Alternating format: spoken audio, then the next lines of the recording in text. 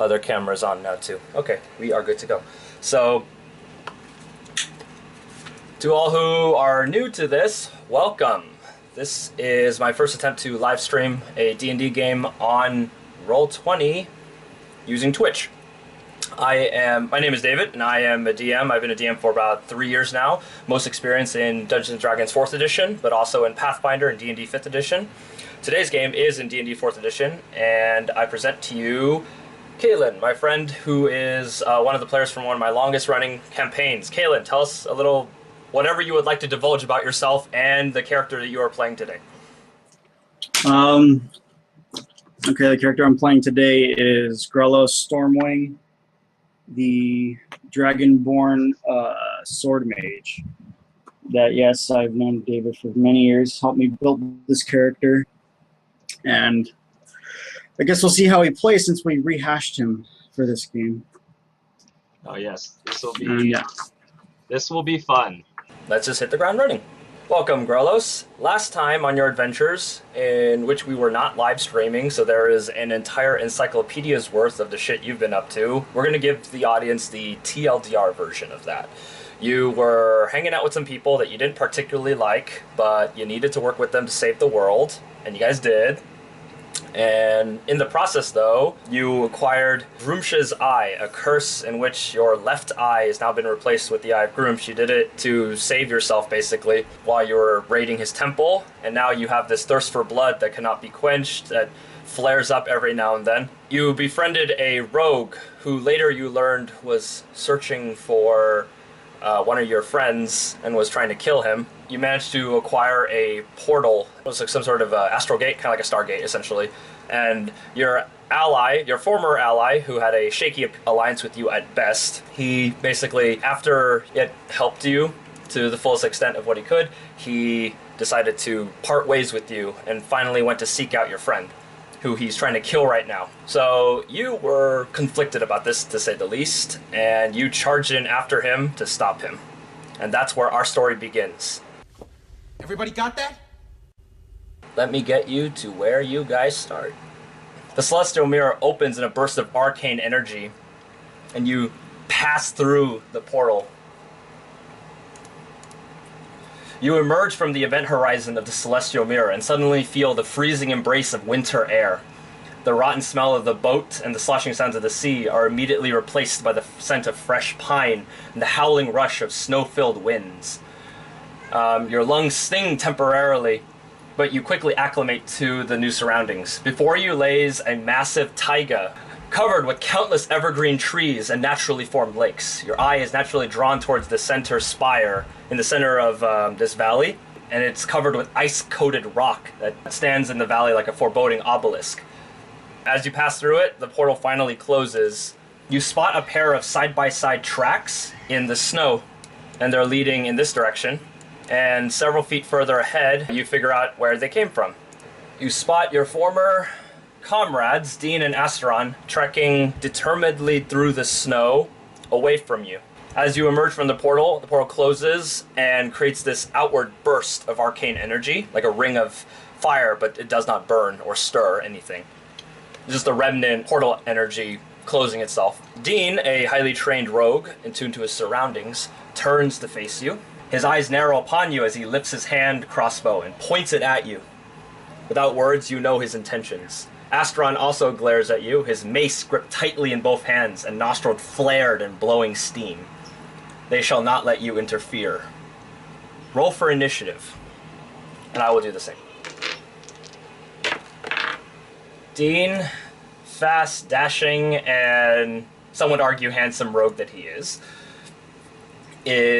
quicker on the draw than you are, takes aim with his hand crossbow, and fires a warning shot at your chest, because he knows you can take it. I'm pretty sure this hits. 36 versus your AC. You take 15 points of damage as the crossbow pierces your chest, and the bolt stays in place. Without missing a beat, moves into a better position. Your turn. Well, you have a speed of 30, 6. usually 6 squares. And don't forget, you can fly. You have your wings. Alright. Remember, you have your wings. Right there? You Okay. can grab your character and just move the squares. Okay. Got it. Alright. And I will use my Dragon's Wrath. Draconic Energy. You exhale Draconic Energy that detonates at a distance. Burst 2 within 10 squares. Oh, okay, cool. 19. Dean first. That's a miss. Okay. 18 18. versus his reflex. That is not enough. Explain how your attack works, but it's gonna miss. Reels back his head and just fires a volley of lightning and fire condensed into a ball. As it volleys over and lands into the ground, it just explodes into a giant shockwave of fire and lightning. You missed your mark because of the the blocking obstacle right there, and it flies past and misses its mark entirely. You did a move and you did a standard. Is there anything else you want to do? A minor? Yeah, I'm going to use my Death Burst Leather Armor minor daily. Until the end of your next turn, any creature that hits you with a melee attack takes 2d8 plus Constitution modifier necrotic damage. Your armor begins to swirl with necrotic energy, challenging anyone who dares to draw blood. Dean has already drawn first blood, and you basically are goading him. Do that again. See what happens. So Well, that has to be a melee attack. Okay, got it. Asteron, a mighty, boastful, and proud Minotaur, holding a mighty cudgel, will now back up his ally. He was your ally before while you were mates, but with that, the alliance has been broken. He's gonna move twice and use his minor, Fanatic Energy, which allows him to use a cleric at will attack power. You will use Righteous Brand. He attacks you with his mace. 36 versus your AC. Okay, it hits. You take 13 damage as he arrives at the other side of the rock from beyond your periphery and then smashes against your exposed side with his mace. You feel your body slightly turn with the force of the impact. Righteous Brand, a little bit of light cascades off of the strike and into Dean, steadying his hand for what's to come. Deal the necrotic damage, please. I'll let you roll it since it is your effect. 13 damage. 13 damage. Nice. All right. The necrotic energy from your armor bleeds off as if glowing black snakes and flies into him, wounding him as well. He grasps checks as the wound seems to burn him where around his arm where he hit you. It's like ran up his arm and scorched him. He seems hurt by it, but he can go on. He thumps his chest with the and he says, "Is that all you got?" Dean, a little apprehensive that he just saw that happen, but still willing to take a chance, runs to your flank, and using the Righteous Brand still gives him his bonus along with his flank, so this is a +5 along with his next attack. Dean will attempt to deal a debilitating blow to you, my friend. Low slash. He is aiming for the top of your thighs, trying to bring you down. 40. I'm pretty sure that hits any defense you have. Okay, so this is going to hurt a little bit, and by little bit I mean a lot, because he's using his backstab. You take 36 points of damage, and he slides you 1 square, and you are slowed until the end of your next turn. I'm also bloodied. Asteron strikes you on the side, disorients you. Dean takes advantage of your disorientation and runs to your side and cuts you across the leg, drawing copious amounts of blood that splashes onto the ground before you, staining the snow red. Dean, seeing that you have been somewhat weakened, aims his blade at you, and crossbow still in other hand. "I told you to stay out of my way," he shouts, the conflict apparent in his eyes. He seemed to show you a begrudging respect after the travels you had shared together, but nothing will dissuade him from claiming his vengeance. He loads the crossbow, and this time bears both weapons at you. Your turn, Grellis. You are slow until the end of this turn. I will use Armathor's Step. All right, go ahead. I get to teleport 5 squares, and I will move to him.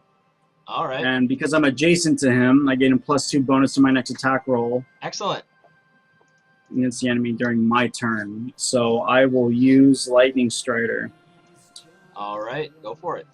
This is versus AC. Mhm. First attack. 29 versus AC. Oh, good. That's a hit. 13 damage. Mm-hmm. Teleport here. And I will perform a second attack. 32 versus AC. That's a hit. 9 damage. 9 damage. All right. hmm Your sword wreathed with lightning, you begin to teleport around, channeling your arcane might through your sword, cutting them from unexpected angles, and finally, quite ballsy I might add, reappearing at the flank. Also, don't forget, if you want to look around, I can tell you what you see a little bit more too. Remember, there's always something in the environment that can help you. Hint, hint. Perception, right? Okay. It's terrible dice. 13. 13. All right, so right now where you're standing, it feels like recent snowfall. To your back, this is solid ice. However, you also notice that there is some like meltwater here that also is solidifying. Asteron will act, and he's going to attack you with Righteous Brand again. This time, however, you will miss. Your combined necrotic burst as well as your lightning strike leaves some residual electricity dancing across his fur, and his movements are sluggish, which allows you to just nimbly duck over his mace as he swings it past your head. You also have to contend with a second attack, though, as Dean comes in for another stab. What? Okay. No, I rolled a 6 with a flank. That is 28 versus your AC. That will not hit. Okay. He thinks that he can take you unawares as you're dodging his blow, but you're getting used to the flow of combat now, and you manage to parry, and you spin it around once, deflecting Dean's longsword strike. Through some sheer miracle of the dice, it is now your turn again somehow. Go ahead. If I fly up, that counts as a square of movement, right? Yes, and you will take 2 attacks of opportunity. I will fly up. You attempt to flee. Your dragonborn wings stretch wide open, creating a massive leather and bone canopy that shrouds sunlight and casts this mighty, fearsome shadow, and you take to the skies. Dean and Asteron shall not let you leave and warn your allies, so they both strike at you once. You are one lucky son of a bitch. Before he lifts off the ground, he just, with a mighty thrust, he flaps his wings and kicks up the snow. As they thrust forward, they stab through at nothing as he shoots up into the air through the snow. You create this shockwave as you take flight and fly to the sky. And they're basically shielding themselves right now from the snow that you've kicked up and thrown in their faces. They're a little disoriented. They're still looking for you right now. What do you do? As he flies over the half-frozen lake or pond there, I will target Astron and make an attack. I'm using my daily for my bastard sword. It's called the Space Bending Bastard Sword. All right. It allows me to target an enemy. With this weapon can be up to 5 squares away from you. You attack the enemy as if they were adjacent to you. Oh, excellent. So you basically created like a portal and reached through it, like slapped Yeah. him in the face. Okay, cool. Or in this case, cut him with your Yeah. sword. All right. I can dig it. And I will use Troll Rampage. 38 versus AC. Nice, you hit him. Excellent.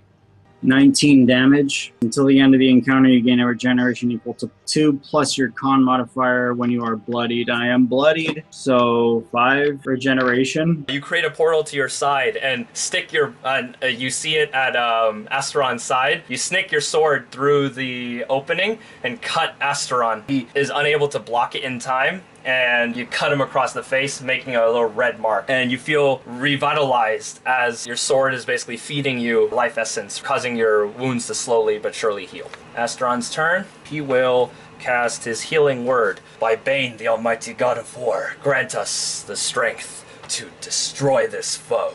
He prays to his god, and his god answers. Divine energy passes into Dean, healing him from his wounds, as well as giving him a +2 to his next attack roll. Dean is back to full health. He seems no worse for wear, and he sees you attempting to get away, takes aim, and fires his paralyzing hand crossbow. You will not get away from me, he says. He takes aim. 24. 24 versus your AC. That does not hit. The paralyzing crossbow bolt sails past you, and you're still in the air. Dean lets out an inaudible, curse from the back as he realizes he missed, but he's still not going to stop pursuing you. Gorlos, it is your turn. I will use Dragon's Breath and aim at Dean. Be good, damn it. Damn it! Critical fail. Critical fail. I'm using my action point. Yeah, you got. Remember, you have that. That is very useful right now. Critical 20.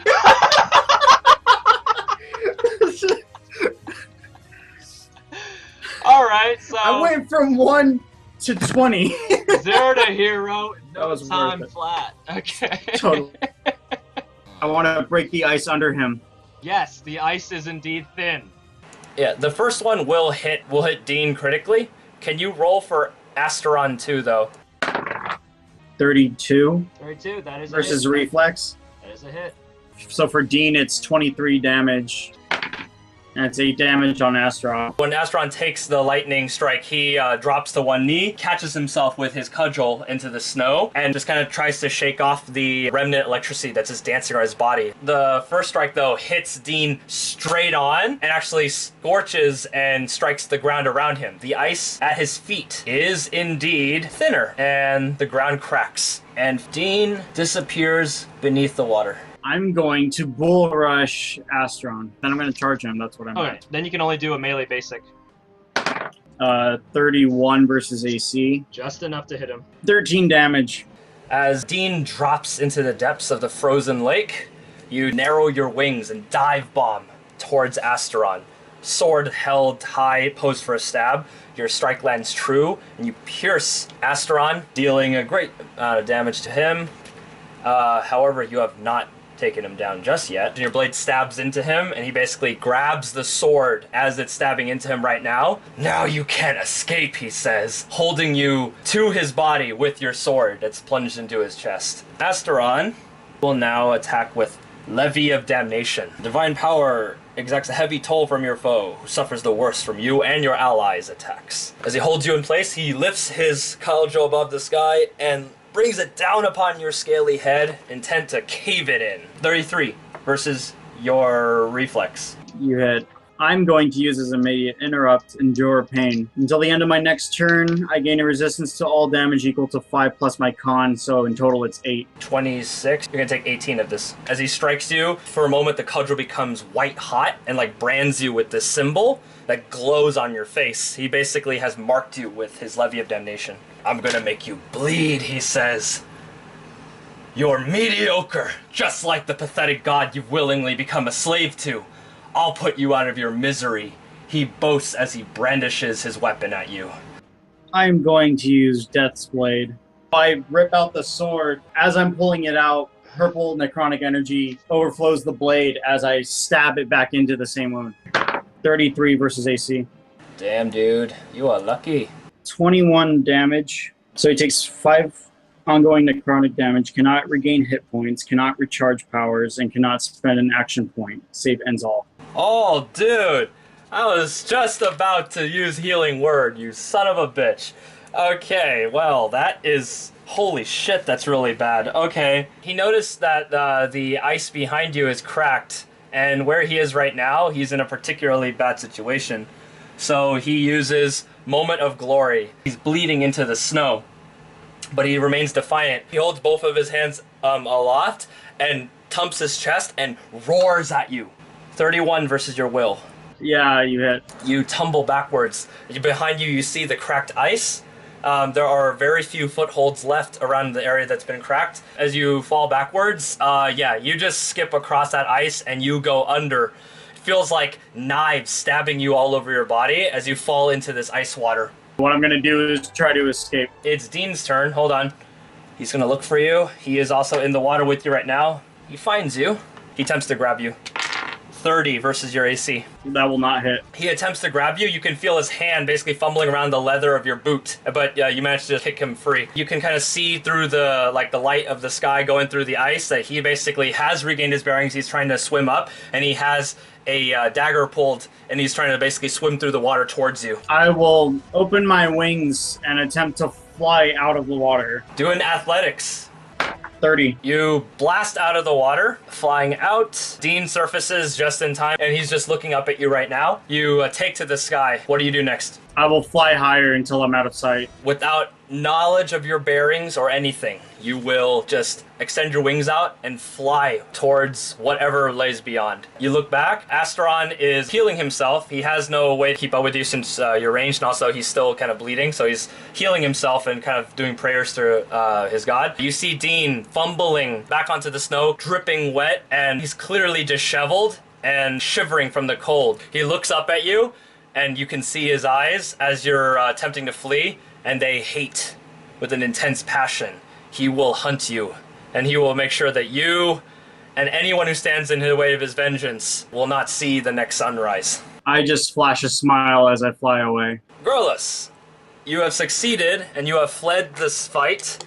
You have taken decent amount of blows, but you have managed to survive. You are somewhere in a place that you are unfamiliar with, but you must eventually get your bearings, find your way through the wilderness, and find out where your allies are. Your adventure has begun, and you are now the hunted. Until next time.